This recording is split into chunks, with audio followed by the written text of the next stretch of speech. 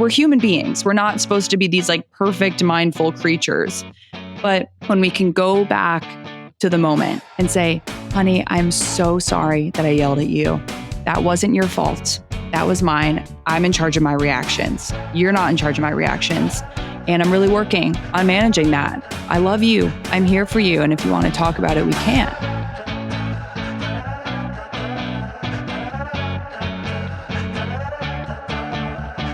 Hi, Vanessa. Hi, Cara. I have asked you this question before. I'm guilty of asking you this question before. Are you mad at me? I mean, if I had $1 for every time I've asked someone that question, I wouldn't be sitting here recording a podcast with you. That's for sure. Yeah, you might be because you love it so much. It's true. I mean, we are in conversation today with Meg Josephson, who's a licensed psychotherapist and the author of a book whose title grabbed both of us. Like, first of all, the title, Are You Mad at Me? Second of all, the cover, which screams, Are you mad at me? And then whose content answers a question I didn't even know I had. I didn't know that I should be examining the origin story of my need to ask that question. And it is a question, by the way, that for me personally, I don't like how it sounds when I ask it. I feel like I know I don't want to be asking it because it's coming from this place that is unresolved or confused or all the things. So I was so eager to be in conversation with her because the way she writes about this question is frankly revelatory. I mean, the question is emblematic of a kind of larger behavior coping mechanism that she explores, which is people pleasing and fawning, and with its origins based in childhood and traumatic experiences where the way to survive was to fawn and people please and, sort of give up control to whoever's emotions were in charge at the moment. And so this is not an episode that judges people for coping and frankly surviving by using this approach, but it does help us understand, where does it come from? Why do we do it? And how do we make change ultimately so that our kids don't end up in the same position that we are in, which is at its core, giving up our most authentic selves in service to this coping mechanism. And Meg she has a private practice where she specializes in trauma-informed care, and she loves mindfulness-based, compassion-focused lens through her work, right? She's has that calm, lovely countenance and vibe. You will not be surprised when you hear her voice and see her if you're watching on YouTube.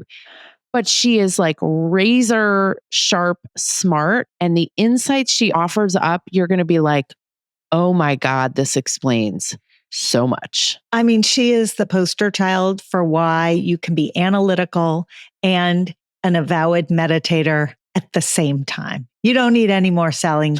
Listen to the episode. You're going to love what Meg has to say. Hi, Meg. Hi. Thank you for having me. I mean, I got to tell you, this book hits you right in the gut. I mean, just start with the title. For those of you watching on YouTube, you can see the cover, Are You Mad at Me? Which is essentially could be considered the anthem title of, I want to say women and girls, but maybe that's unfair. When I saw that title, I was just like, oh my God, how many times have I uttered those words in my life? Yeah. So that's what the book allows us to feel like we're not alone in a very interesting and particular corner of the world, which is in a setting of, everyone talks about fight or flight or fight, flight or freeze. But Cara, get us like down the path of a whole area we never even thought about. I know. I mean, Meg, we've been talking incessantly about your book. Oh.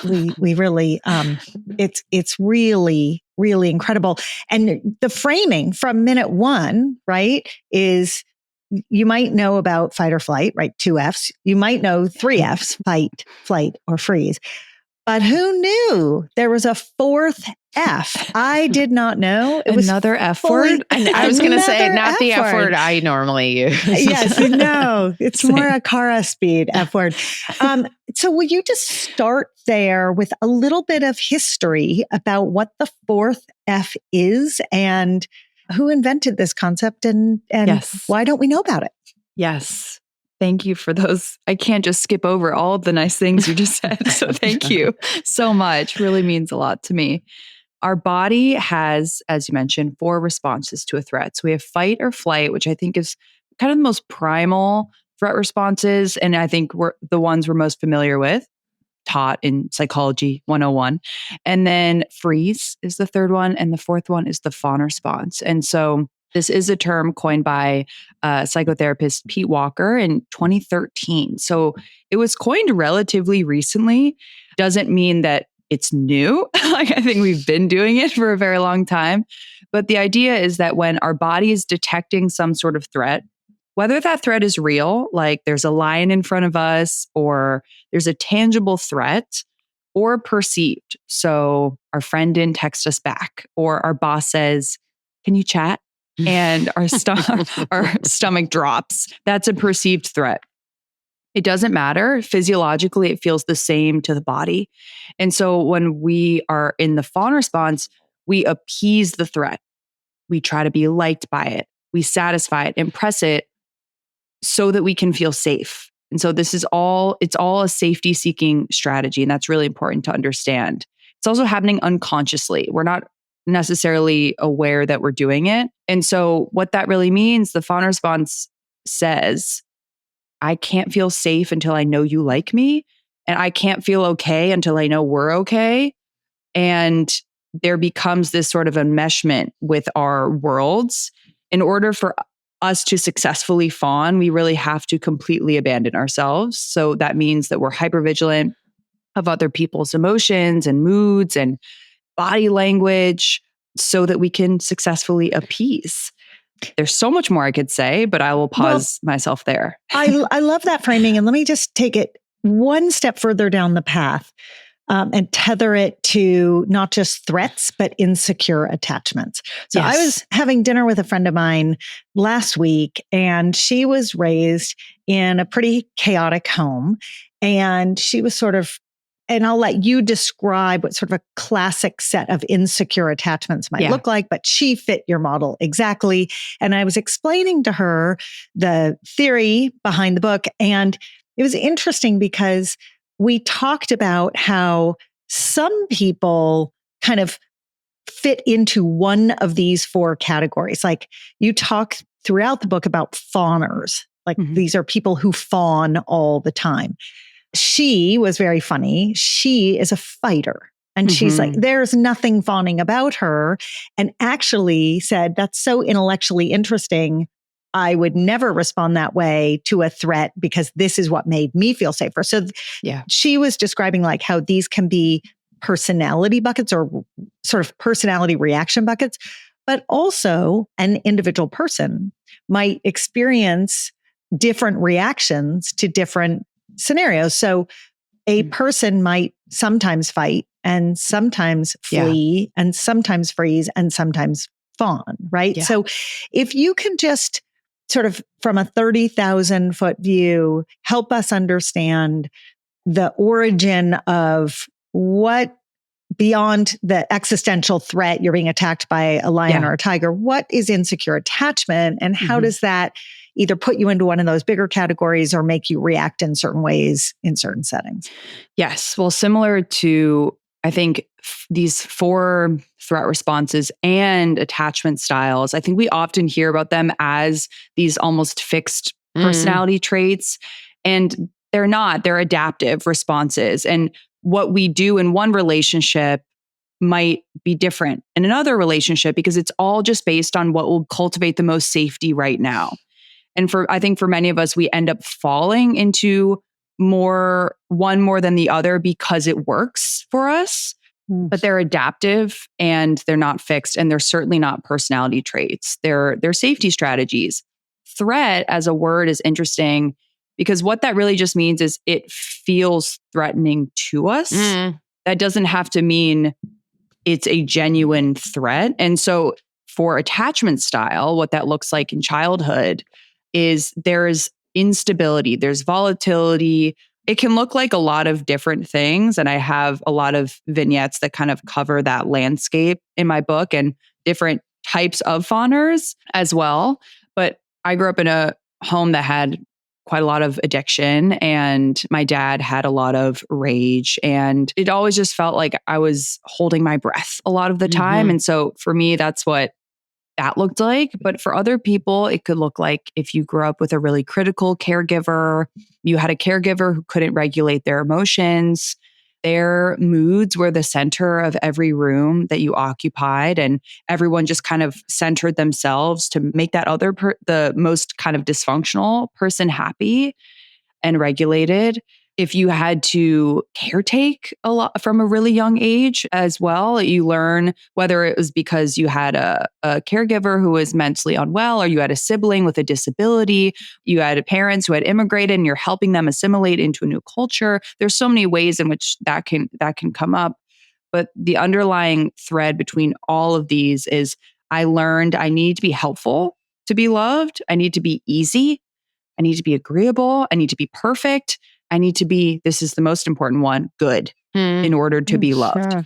And of course, like sometimes that's really necessary. And this is where it's really important with attachment style is when we have this instability from a caregiver, we can't know that they're going to be there. We end up fawning as a way to feel safe because that makes us feel in control of an environment and a relationship that's otherwise pretty out of our control.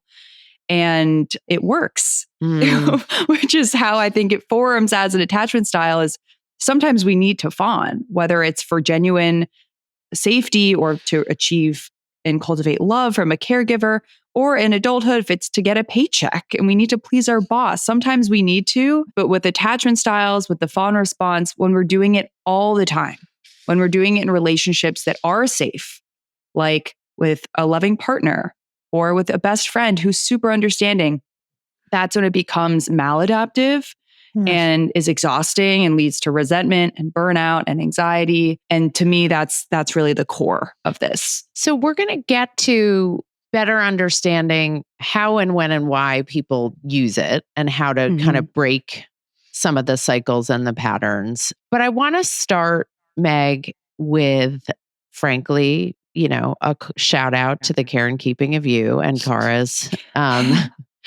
wonderful work. I was reading the book and I was like, oh my God, she didn't just name check. That was a care fun and mention. keeping of you. I lost it when Vanessa told me that you wrote that, Cara. I lost it. I was like, this book could be a total piece of crap, but she mentioned the care and keeping of you, so we got to have her on. So we love it. Yeah, so it's great. 5 stars. It's obviously not. It's amazing. But I want to start there because you literally cite the book in a personal story about a moment rooted in your own adolescence in which you kind of, it's sort of a fawning origin story, a people-pleasing origin story. So Meg, would you share that story? And then I want to use that to talk about how this stage of life for young people can really inform down the road choices and behaviors. Let's pivot this episode actually just to talk about the care and keeping of you and how it shapes my childhood. I'd prefer that. That'll be part 2, Meg. You'll come back. We'll do that. Core part of my upbringing, truly. So thank you for your work, Cara, on that. This narrative in my book, I'm talking about the headline was Be a Good Girl. Mhm. And so I'm in the car. Family and I were living in Minnesota at the time. And for whatever reason, well, for financial reasons, we drove to Florida every year for spring break, which is 21 hours without stops. And so we're in this tiny, tiny car. I have 2 older brothers. They're sitting on either side of me. We have 2 dogs. They're sitting on my lap. And my parents are up front. My parents would, of course, take turns driving, and my mom missed the turn, and this was pre GPS. So we had a road map, an atlas following it. And this is really, it's a small, maybe like silly story, but telling of just, if you grew up in a volatile home, you get it, where my mom misses the turn. And that sends my dad into a rage, and he starts screaming at her and, how could you do this? And, everyone in the car just goes silent. We hold our breaths. The tension, you could cut it. It's just, and I share this as not as a standout memory, but just to show how normal it was. Like it's not like that was a core memory in my life. It's just, that happened all the time. And that's really important for the fawn response, is it's kind of, this is normal for people. But anyway, I was actually reading in the car, The Care and Keeping of You. And my brother was playing Xbox. He had duct taped the monitor to the back of my mom's headrest. But anyway, I'm skipping all over the place. Eventually, we pull off to the side of the road. My dad had ripped up the map because out of rage, blind rage, and so he's taping it back together. The symbolism is just astounding. You can't make this up. And then we get back on the road, and then you just don't talk about it. You never address it. He doesn't say sorry. There's no accountability. And that's just normal. Probably happened 10 times more on that trip or in that day. But there's something actually very symbolic about me reading The Care and Keeping of You, which is that book raised me. We didn't have conversations about here's what to expect, or we didn't talk about many things. My mom, bless her heart, she did her very best. And she was not given those skills by her mom. My mom now has Alzheimer's. She's late stage Alzheimer's. She's toward the end of her life, and she started showing symptoms when I was 19. She was 59. So I lost my mom in many ways young. But even before then, I didn't really have like the classic mom that maybe would teach a daughter those skills. I just kind of figured it out on my own.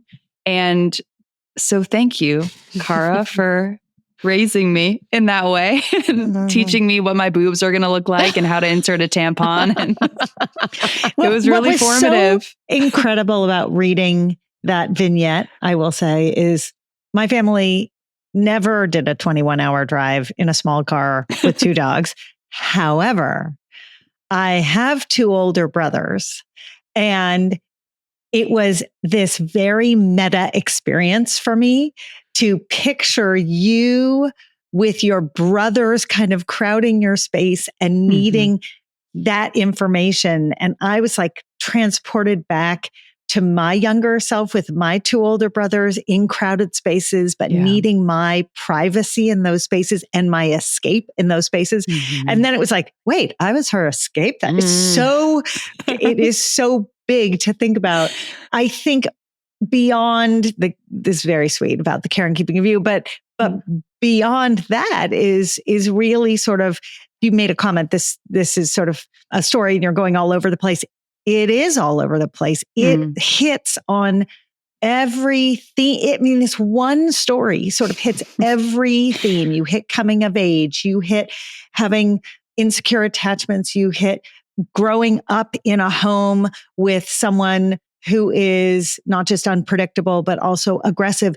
You hit sort of the need for being connected and the need for privacy. It's like, it was all in that little moment, or 21 hours in that car. You tell stories, you weave stories like this through the book, making it feel very relatable. It's like sort of 1/3 memoir, 2/3, maybe it's like 1/3 memoir, 1/3 textbook, 1/3, I don't know, whatever's super accessible and informational without lecturing you. It was like, it's a very nice balance. let's take that and now go to breaking the cycle as an adult, because here is you today. You're not in that car and you're not being silent. You've written an extraordinarily vulnerable book. I would imagine the listeners who have gotten, 15 minutes into this podcast are listening because either they relate or they know someone who has had a similar path, or this story is interesting to them for a personal reason, and they're going to want to hear from you. How do we as adults break the cycle? How do we cope? And, there are lots of ways, but maybe we can start with just the simple strategies of how you reset your fight, flight, freeze, fawn response. Thank you. Well, it certainly is, I think, first recognizing we're not fixing something about ourselves. And I think that in and of itself is an important tool, where I think many of us who are drawn maybe to self-help work, or we are people pleasers or perfectionists, we think something's wrong with me inherently as a core belief, and I need to fix it. I need to improve myself. And so let's first release any narrative about ourselves that something is, quote, wrong, because that was a learned belief that isn't true.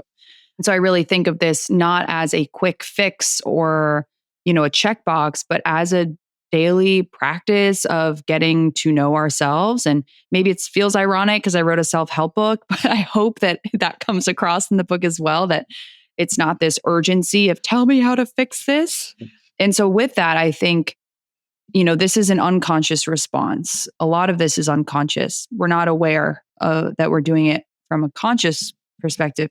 And so the first step always is bringing it into the conscious mind, which just means becoming aware of it, noticing that we're doing it, noticing that we are self-silencing, that we are leaning into relationships that don't feel good because we want to prove that we are worth loving. Noticing when we are saying yes, when we really want to say no.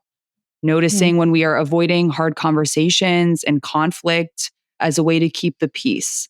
And all of these things, when we're overthinking social interactions, there's so many manifestations of this. But when we can begin to notice the ways in which we're doing it now and inquire about how did that once keep me safe?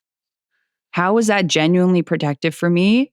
And where am I now doing it in my life where it's no longer applicable or needed or as helpful? Because what ends up happening when we're in this response is our body is living in the past. Our body still thinks we're 12 or 19 or whatever age, time period comes to mind. And so I view it, and I talk about it in the book, as this part of us that is working really hard to protect us. That part thinks we're still there. And so it's working over time. To me, a huge core foundational piece of this work is creating a relationship with this part of ourselves and soothing this part of ourselves so that it can get the memo. Oh, I'm not there anymore. I'm here. That's why mindfulness is such an important part of my work personally and clinically, because mindfulness is communicating to our bodies. I'm here because my breath is here. My body's here. My hand didn't look like this when I was 12. My body didn't look like this when I was 12. My environment didn't. I'm here. I'm anchored into what's real right now. I'll start there with just my framework, and then tell me what's Meg, resonant. I'm thinking about the list of examples you used about sort of demonstrating this fawning, people-pleasing response. And it sounds a hell of a lot like what teenagers and tweens do, right? Like it is, they want to belong, they want to be accepted, they want to fit in, and they do so much of this stuff. And I'm wondering, how do we square that, right? Like on the one hand, we're like, oh my God, for those of us who have been people pleasers, perfectionists, fawners, all of those things, we look at it and we're like, no, don't do it. But on the other hand, it's like, it's kind of a survival mechanism in their reality. So how do we make sense of those two sides? Yeah, it's a hard balance. And something I think to really understand is that for children, for teenagers, school and their relationships is their world. Yeah. Everything feels like a really big deal because it's all relative to the size of their world. And that is their world. It feels so intense. And I think what's really important to understand, first of all, teens, tweens are hyper attuned to peer approval. And that is such an important part of the well-being of all of us, but especially that age. And when we are hyper attuned to that, we have an activated amygdala in that situation. And so we slip into the threat responses: fight, flight, fawn, freeze, fawn, whatever. It doesn't matter the order. And the thing that's really important, I think, for both teens and parents to understand is that fawning offers the most relational safety. If you were at school and a bully was bothering you, or someone gives you kind of like a mean look, looking up your outfit up and down, fighting, you're going to get punished. Flighting, well, you have to go to school. Freezing doesn't offer much for us. But fawning gives us what we need. It gives us belonging and approval. And there are a lot of ways that we can do it. We can be a chameleon. We can shapeshift ourselves we can say what the other kids are saying and dress how they're dressing so that we can fit in. We can be a peacekeeper. We can be a perfectionist, because if we're perfect, there's nothing to criticize. So it's this constant, can look very different child to child, but ultimately it's how can I fit in? How can I be approved of? And the fawn response is really the most relational way to do that. It's so funny. My daughter went to a party for another school, on a Saturday night. And I was talking to her the next morning and I said, that was really brave of you. It's hard to go to a party. She had one friend there and she was meeting all these new people. And I said, she's like, oh, I had a great time. And I said, well, how did you figure it out? Like, how did you make yourself feel comfortable? She goes, oh, I just told all the girls that I met that, like, I really liked their dress, or their hair was so cool, or I love what they were wearing. Yeah. And I was like, oh, that's a really clever and interesting way to do it. And by the way, she does that on the soccer field. She's a defender and she's very physical.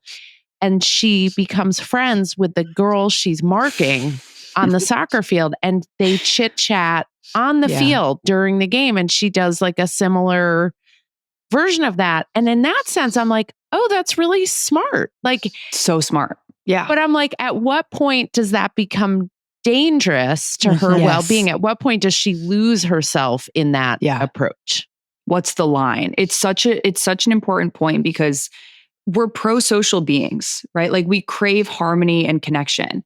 And it can feel confusing. It's like, well, if I'm healing the fawn response, does that mean I'm kind of like being a bitch? Or am I allowed to say that? Is that okay? Yeah, you're allowed to say that.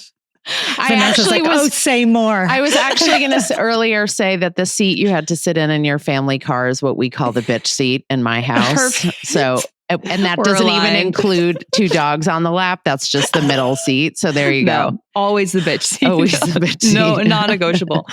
It can feel confusing in that way. And I think that there's a misconception there, in that when we're healing the fawn response, that doesn't mean we're being suddenly cold or we're never connecting with people. It actually moves toward connection, because we are in our bodies, we are being ourselves, and we are able to show people, this is what I need, this is what I'm feeling. And so that's one piece. Like, healing the fawn response actually fosters deeper and more authentic connection, because we're able to show people who we really are. I think the line for the soccer example is, it's always case to case, but pausing and asking ourselves, why am I doing this? Am I doing this because it's necessary here? Am I doing this because I'm desperate for this person to like me, even though I don't really like them?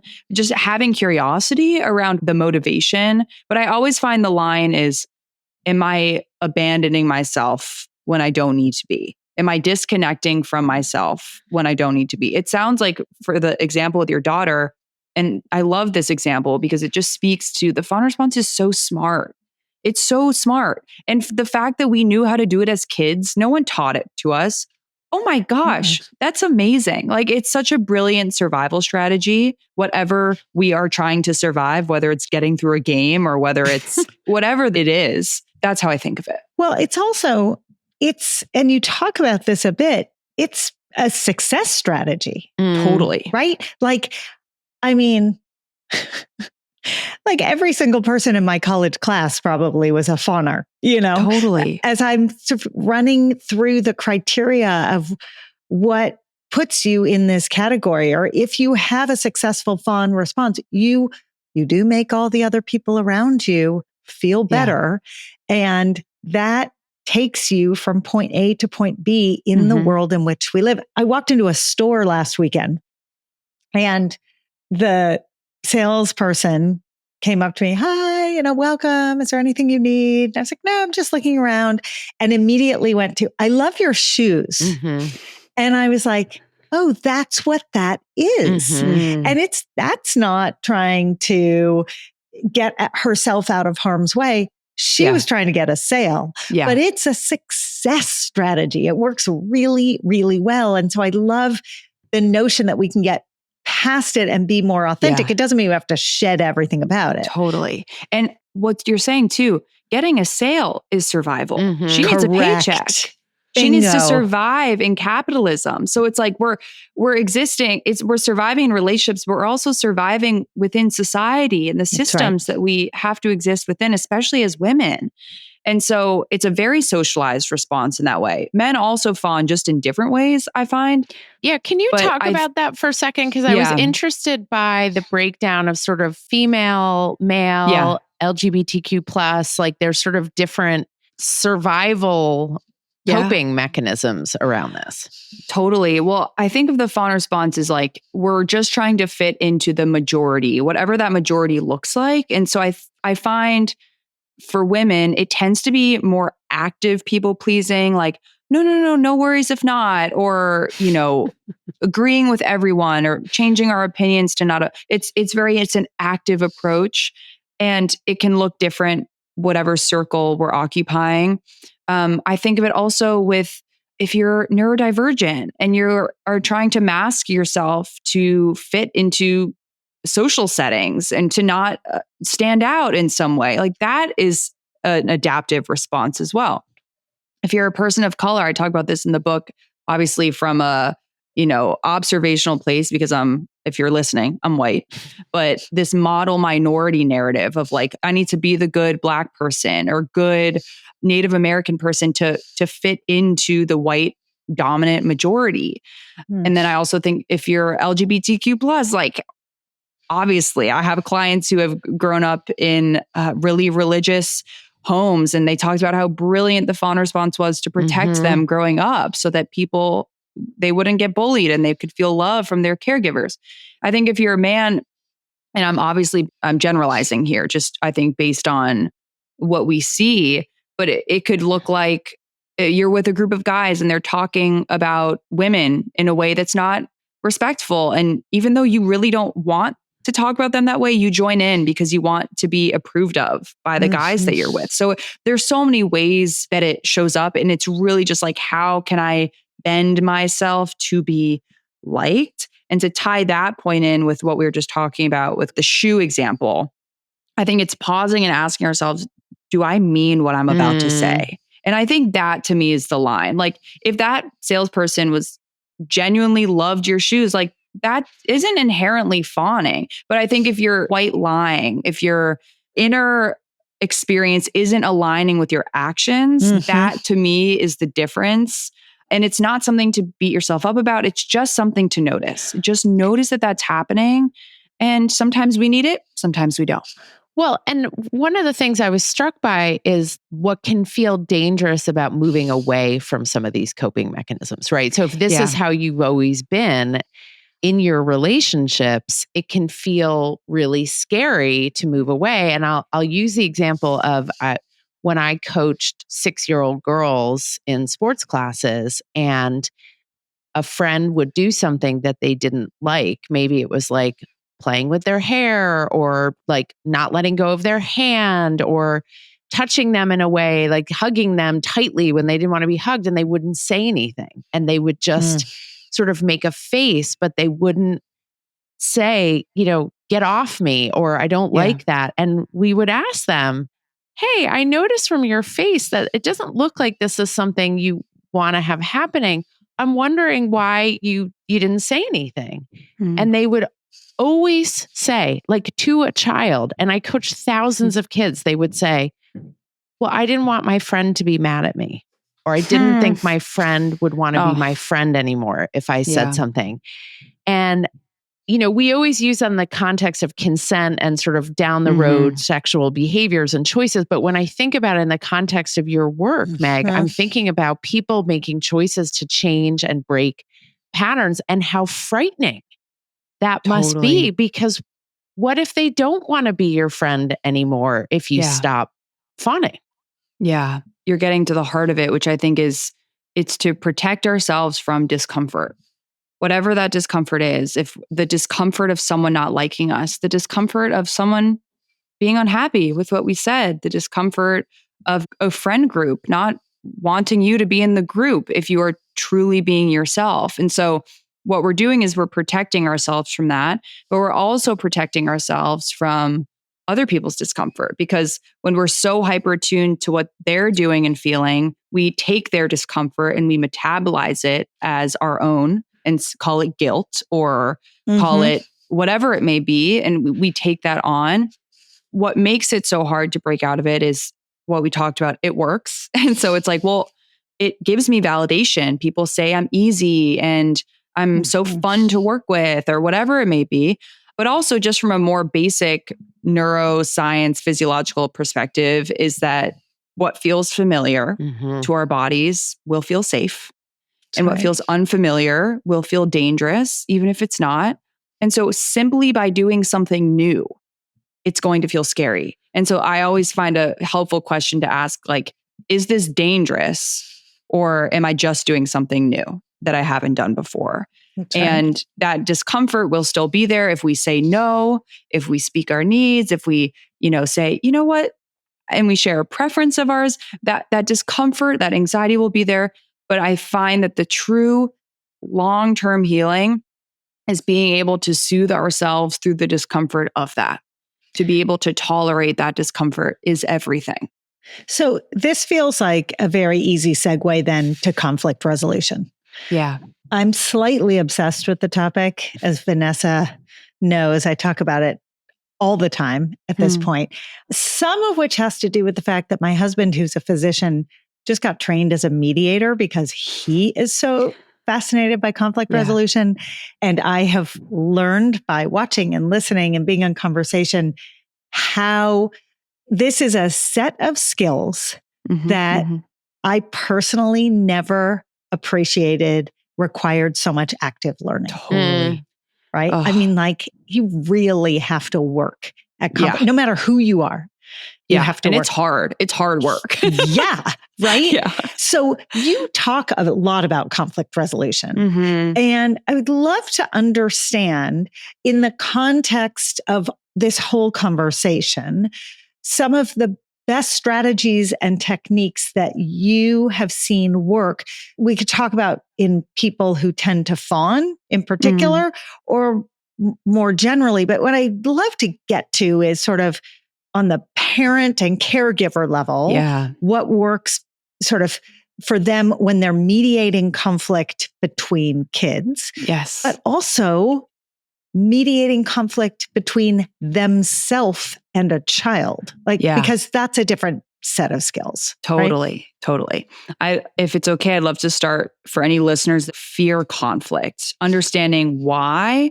If you find yourself, if someone doesn't text you back, or someone's being a little short and you're like, oh my gosh, they're mad at me, and you are ruminating about it all night and you can't feel fine until you guys are okay again. What I witness, definitely my personal experience, is if we never witnessed conflict being resolved, if we never witnessed repair or accountability, and conflict was only ever handled in big ways like yelling, screaming matches, silent treatment, name calling, we're going to naturally learn over time, okay, when I'm in a conflict with someone, however that looks, the relationship is over. It's ruined.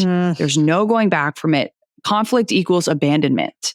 And so, of course, we avoid it. If that's our core belief, why would we face conflict? It feels too scary. We never witnessed closeness after conflict. And so, to me, to answer your question, that is the core element of, especially, I think, parent-child conflict is allowing conflict to lead to closeness after the fact. And I think the number one path toward that is repair. We're going to react. We're going to be hangry. We're going to be overstimulated sometimes and say things we don't mean or raise our voice. And we're human beings. We're not supposed to be these like perfect, mindful creatures. But when we can go back to the moment, even if it has passed, and say, honey, I'm so sorry that I yelled at you. That wasn't your fault. That was mine. I'm in charge of my reactions. You're not in charge of my reactions. And I'm really working on managing that. I love you. I'm here for you. And if you want to talk about it, we can. Meg, what if it is personal? Like, what if, like, you talk a lot in the book about, and it's wonderful, right? Because the temptation to personalize everyone else's shitty behavior is really, really tempting. Yeah. And maybe they're having a bad day. As my husband likes to say, maybe they have a boil on their ass that needs to be lanced. Like, you don't know. Who knows? Maybe they're, they didn't eat lunch, whatever it is, but it feels personal. And yet you're like, don't take it personally. It's not about you. Yeah. Right.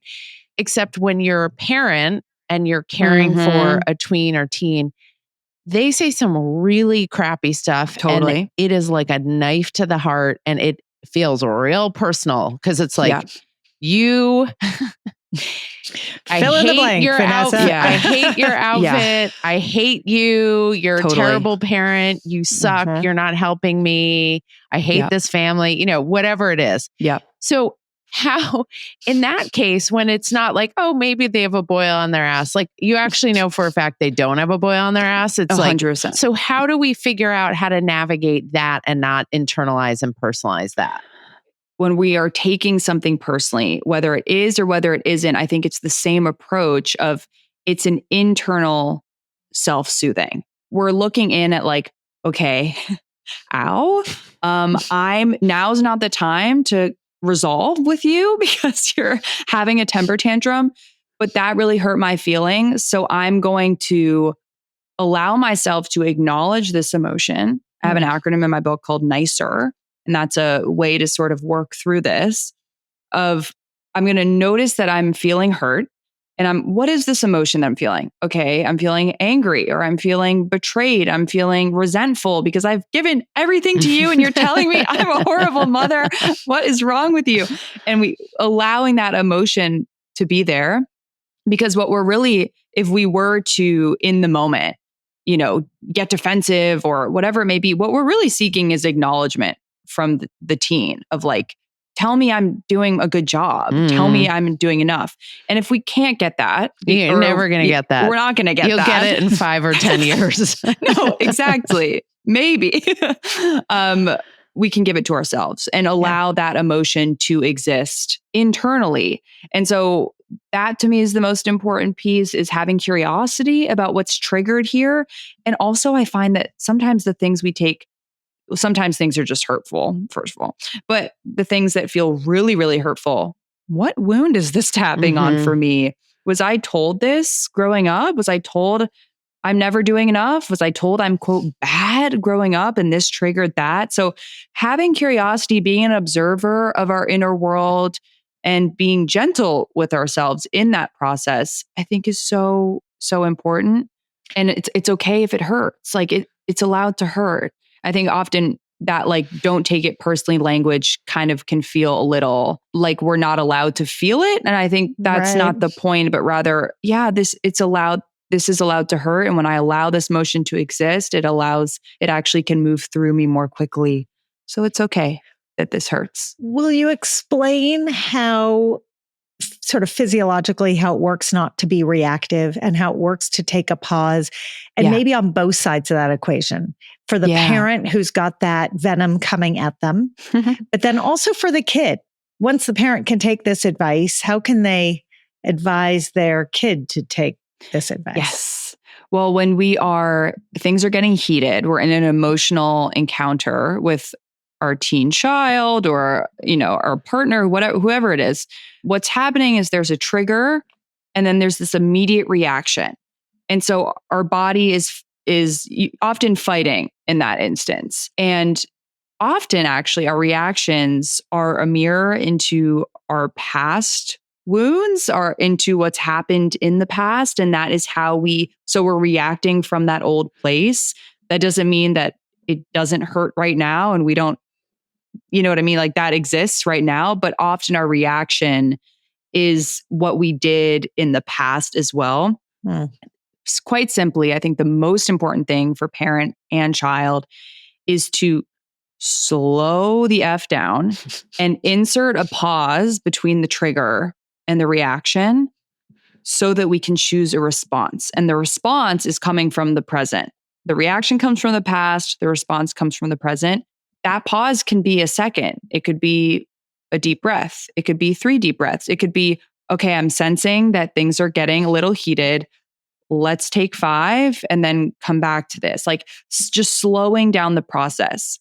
It could also look like feeling your feet on the ground because that's telling your body that you're here right now. So overall, it's slowing down. It's finding a sense of safety. Will it happen every time? No, of course not. But then we can find it after the fact. But that's what I think what we're striving toward is that pause. I want to end with one of our new favorite subjects, which is the eldest daughter syndrome and the parentified child. I mean, normally we like to end on like a positive, upbeat note, and like that would have been so nice, but we can't let you go without talking about this. What is that sort of version of the origin story of a fawner? And like, what do you see in our society and our culture where it's like this? It is like a syndrome. I mean, there's articles written about this reality. Yeah. Well, I think it's funny because I have always resonated with that eldest daughter language, but I'm the only daughter.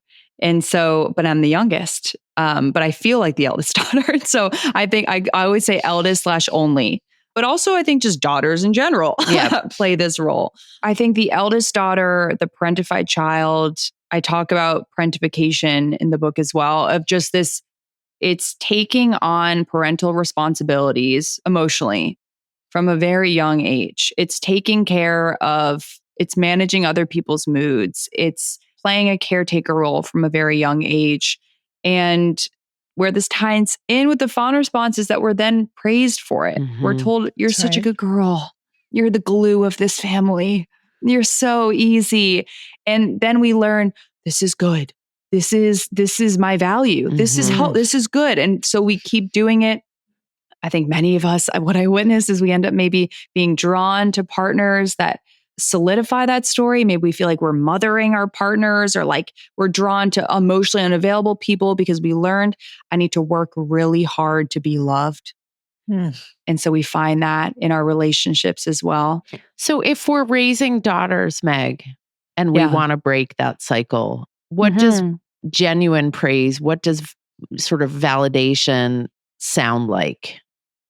I think it's really allowing their space for the daughter to explore what she's feeling and needing and preferring, and really celebrating that self-knowing of that, allowing there to be choice, but also noticing the ways in which, and understandably, because I think our society just teaches this, do you like automatically go to the daughter versus if you have a son, or maybe it's your only child, daughter versus your partner, to handle emotional responsibilities.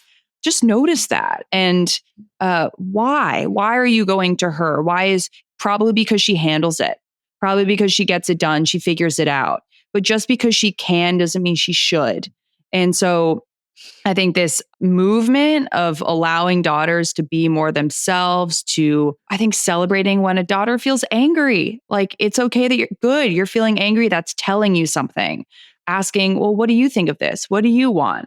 Probably all the things that listeners are already doing. But I think just awareness of where are we giving extra emotional labor to the daughter where it's not necessary here. And maybe also letting go of our own bias that what's wrong with my daughter if she's not like that? Yeah, I love that. Right? I mean, I think we catch ourselves all the time being stuck between two masters. We want our kids to not have the emotional burdens that we have identified in our own upbringing. And yet the world really does reward the fawn response so profoundly that sometimes when you have a kid who is not a fawner or who at that moment is not behaving like a fawner, you're like, I raised a monster. Totally. And you didn't. You raised a kid who is who understands how to navigate their own feelings and how to express them and all the things, right? Yeah. I think part of that too is anticipating discomfort from other people. Like if you raised a daughter and you taught them, if you don't need to give your creepy uncle a hug at Thanksgiving if you don't want to. And so maybe she's like, hi, good to see you. And he's like, hug. And she's like, no, thank you. And maybe then you feel like, oh gosh, she's difficult because you're anticipating other people's discomfort. You're taking on other people's discomfort and calling it your problem. But is something wrong happening here? Or is it actually okay? Or better than okay. More than okay. Right. Yeah. Because that will carry over. Yeah. It will carry over into adult relationships, intimate relationships. Like these are skills. And I think a big piece of this is we're teaching children to also allow things to be uncomfortable as well. I mean, Meg, we could keep you here for a very long time, but we will honor your autonomy and your boundaries, which we didn't even get to. Stay here forever. We didn't even get to boundaries. So people will have to read the book. It is so eye-opening and yet presented in such a clear and frankly simple, straightforward way. It was like a joy to read. And shout out to the book designer. The inside of the book design, which people don't think about, but for those of us who've written books, we think a lot about, is fabulous. And they crushed it. They did. Yeah. They crushed it. Makes it incredibly readable. So thank you. Come back and visit us. Write another book happily for yourself, not to please us, but to please yourself. And just so appreciate such an eye-opening piece of work. Thank you so much. Thank you so much. That really means the world to me. Thank you for having me. And thank you for all the work that you do as well. And Cara, thanks for writing The Care and Keeping of You. Oh, seriously. I needed that. Thank you so much for listening. You can email us with questions, feedback, or episode requests at podcast@lessawkward.com. If you want to learn more about what we do to make this whole stage of life less awkward for everyone involved, our parent membership, our school health ed curriculum, our keynote talks, and more are all at lessawkward.com. And if you want products that make puberty so much more comfortable, visit myumla.com.